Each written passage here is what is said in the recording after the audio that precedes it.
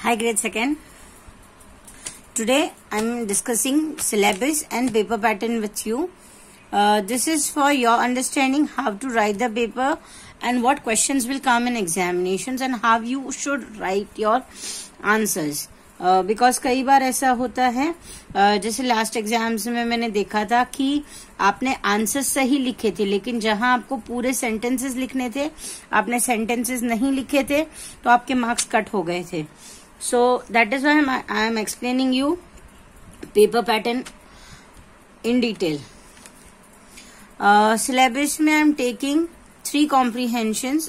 3 comprehension में से smell and sound में करा चुकी हूँ, और ट्रिप टू जू में करा चुकी हूँ, और हरूज हाउस एक मेरा बाकी है.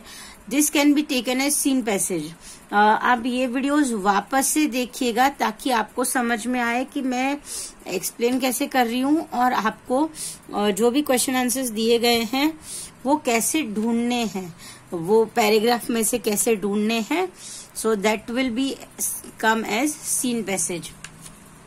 जैसे मैंने एक बार सीन पैसेजेस में से आंसर्स ढूंढने सिखा दिए, उसके बाद आता है अनसीन पैसेज. अनसीन पैसेज का आपको कहीं से कोई भी आइडिया नहीं मिलेगा, वो आपको आंसर्स खुद ढूंढने होंगे. आपको पैराग्राफ रीड करना होगा और आप आंसर्स खुद ढूंढोगे बिना किसी की हेल्प के. सो एग्जाम्स में आएंगे seen passage, unseen passage and have has had. Have has had already मैं उसका वर्कशीट भी दे चुकी हूँ, जो 8 मार्क का आएगा. प्रेपोजिशंस 6 मार्क्स का आएगा. कंजंक्शंस 8 मार्क्स का आएगा. सेंटेंसेस चैप्टर थोड़ा बड़ा है इसलिए 17 मार्क्स का आएगा. एपिस्ट्रॉफी चैप्टर 15 मार्क का आएगा और लेटर राइटिंग 6 मार्क्स का आएगा. इससे रिलेटेड वर्कशीट्स मैं ऑलरेडी सारी दे चुकी हूँ, या फिर मैं ऑलरेडी किसी न किसी तरीके से ये करा चुकी हूँ. So now see question number 1, seen passages 10 marks का आएगा. सीन पैसेजेस जैसे मैंने बताया कि आपको पैराग्राफ दिया जाएगा और उसमें से आपको आंसर्स ढूंढ के लिखने हैं. So that will B for 10 marks. Unseen passage भी आपको कोई अलग से पैराग्राफ दिया जाएगा, जो पैराग्राफ को आपको आंसर्स ढूंढ के लिखने हैं. Number 3, read the letter and give the answers for the following questions. ये भी मैं ऑलरेडी करा चुकी हूँ और मैंने एक्स्ट्रा इससे रिलेटेड क्वेश्चंस भी दिए थी कि सेंडर कौन होता है, डेट क्या होती है, ग्रीटिंग्स क्या होता है, ठीक है, कौन लेटर लिख रहा है, who is the receiver. Yes, तो ये जब मैंने समझाया था और इससे रिलेटेड मैंने क्वेश्चन आंसर्स भी आपको समझाए थे. इसके अलावा भी अगर लेटर आता है तो आपको, अगर आपने ये सारा क्लियरली समझा होगा तो आपको ये क्वेश्चन अटेम्प्ट करने में कोई दिक्कत नहीं होगी. ये क्वेश्चन 6 मार्क का है, तो आप इसमें एक चीज ध्यान रख सकते हैं कि आपको जहां जहां फुल सेंटेंस में आंसर लिखने हैं वहां फुल सेंटेंस में आंसर लिखेंगे, ठीक है. Now question number 4, fill in the blanks with have has had. इससे रिलेटेड भी मैंने रिवीजन भी भेजा था, टेक्सचुअल वापस भेजा था, और ये वर्कशीट भी मैंने वापस से एक्सप्लेन की थी कि हम हैव हैज हैड कैसे यूज करते हैं. Now preposition, circle the preposition from the sentences. इससे रिलेटेड भी वर्कशीट मैं ऑलरेडी दे चुकी हूँ, जिसमें आपको सेंटेंस में प्रेपोजिशंस सर्कल करने हैं. यस, ये भी मैं ऑलरेडी करा चुकी हूँ. Join the following sentences using the conjunctions given in the bracket.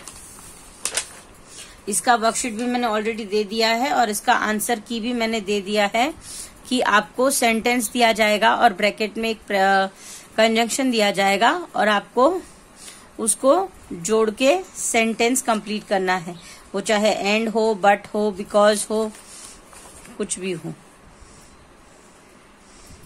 Now, question number 7. Rewrite the following phrases using apostrophe. Apostrophe chapter जब मैंने करवाया था तब मैंने apostrophe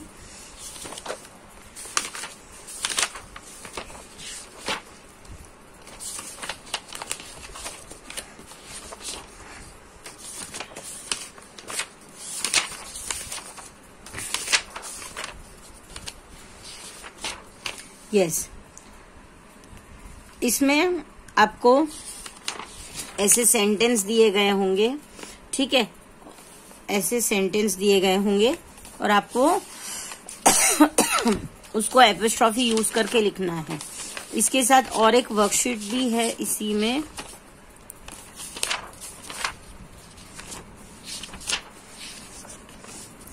जो मैं एक्सप्लेन करके भेजूंगी।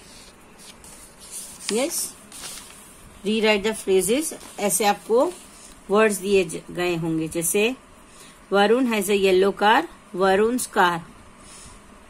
PAT owned by Payal, Payal's pat. Bag that belongs to Stella, Stella's bag. ये फ्रेजेस हैं, वैसे ही आपको दिए होंगे और आपको एपोस्ट्रॉफी लगा के फ्रेजेस कंप्लीट करने हैं। Write short forms for the following words. इसे शॉर्ट फॉर्म्स कहते हैं। आई एम, तो I apostrophe M. You are, you apostrophe R, R E. They are, they apostrophe R E. She is, she apostrophe S, ऐसे। तो this will be write short forms for the following words. ये 7 marks का आएगा। यहाँ rewrite the following phrases लिखा है, तो आप पूरा फ्रेज वापस से लिखेंगे। Now question number 8, tick the each group of the words, that's 18। Okay, इस टाइप से आपको सेंटेंसेस दिए जाएंगे और आपको ढूंढ के लिखना है कि ये सेंटेंस कंप्लीट है कि नहीं। अगर सेंटेंस सही है तो यू विल राइट टिक, अगर सेंटेंस सही नहीं है तो will write cross. This will B of 5 marks. Underline the naming parts and circle the action part. ये भी मैं ऑलरेडी यहाँ करा चुकी हूँ, नेमिंग पार्ट और एक्शन पार्ट। इससे रिलेटेड मैंने वीडियो भी दिया था। यस, और make questions out of sentences. आपको ऐसे सेंटेंसेस दिए गए होंगे और आपको उससे रिलेटेड क्वेश्चंस बनाने हैं, ठीक है।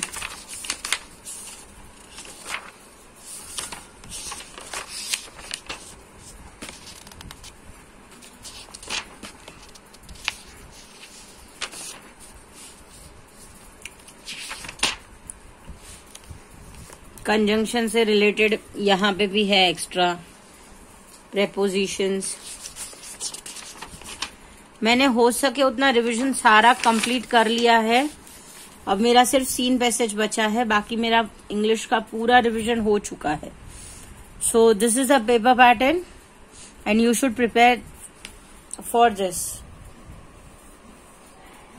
Hope this is clear. And for any doubts and queries, you can call me or contact me. Bye.